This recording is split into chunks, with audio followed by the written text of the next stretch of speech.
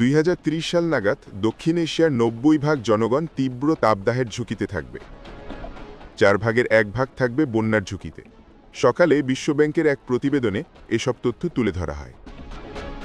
প্রতিবেদনে বলা হয়, পানি ও মাটিতে লবণাক্ততা বাড়লে উপকূলীয় এলাকায় জীবনধারণ কঠিন হয়ে পড়বে।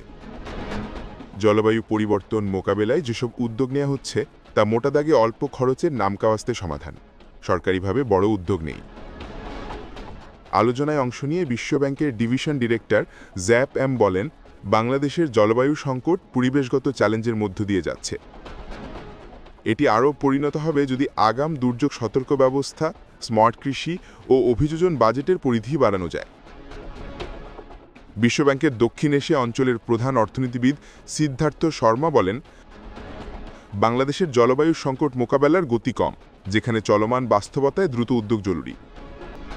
সেজন্য সরকারি ও বেসরকারি খাতকে একসাথে কাজ করতে হবে বলেও জানান তিনি।